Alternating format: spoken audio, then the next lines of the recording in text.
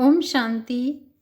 विश्व शांति सम्मेलन में सम्मिलित होने वाले भाई बहनों के प्रति अव्यक्त बाप दादा का मधुर संदेश।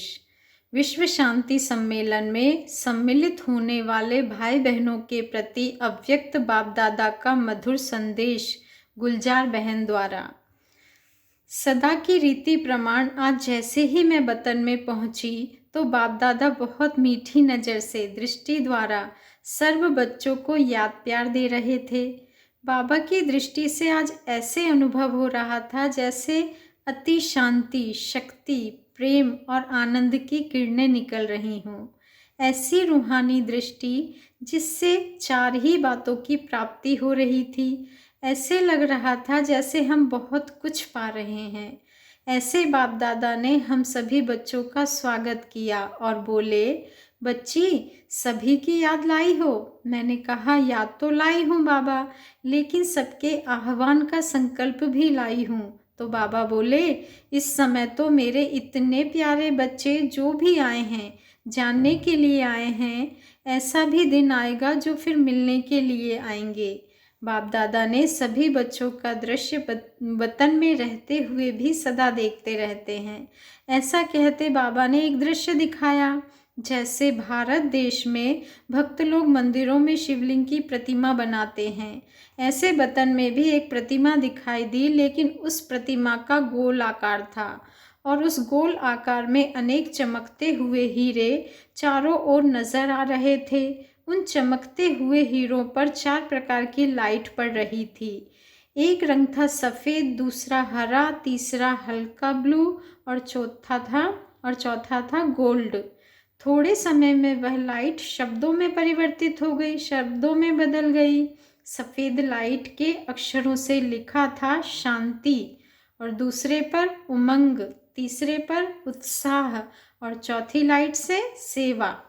तो बाबा बोले, सभी बच्चों ने बहुत ही उमंग, उत्साह और शांति के संकल्प द्वारा विश्व की सेवा की। एक एक आत्मा संगठित रूप में देखो कितनी चमक रही है।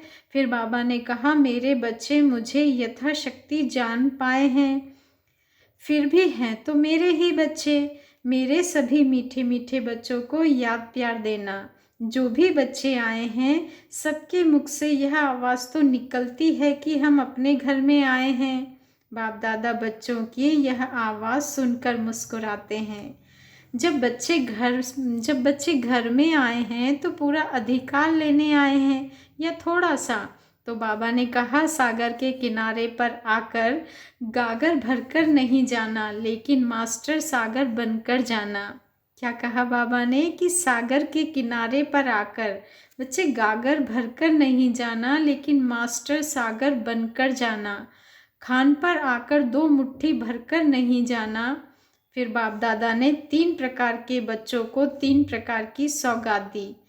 पहले प्रकार के बच्चों के लिए बाबा बोले, मेरे कमलधारी बच्चे प्रेस वाले जो आए हैं, उन्हें बाप दादा कमल पुष्प की सौगात देते हैं। मेरे कमलधारी बच्चों को कहना कि सदा कमल समान सारे विश्व के तमोगुणी वाइब्रेशन से न्यारे और पिता परमात्मा के प्यारे बने। अगर ऐसी स्थिति में स्थित हो, कलम चलाएंगे। क्या चलाएंगे? कलम चलाएंगे तो आपका व्यवहार भी सिद्ध हो जाएगा और परमार्थ भी सिद्ध हो जाएगा।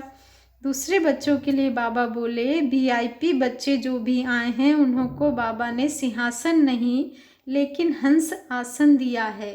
बाबा बोले, यह जो मेरे VIP बच्चे आए हैं, उन्हों के मुख में शक्ति है, उन्हें मैं हंस आसन देता हूँ। इस आसन पर बैठकर फिर कोई कार्य करना।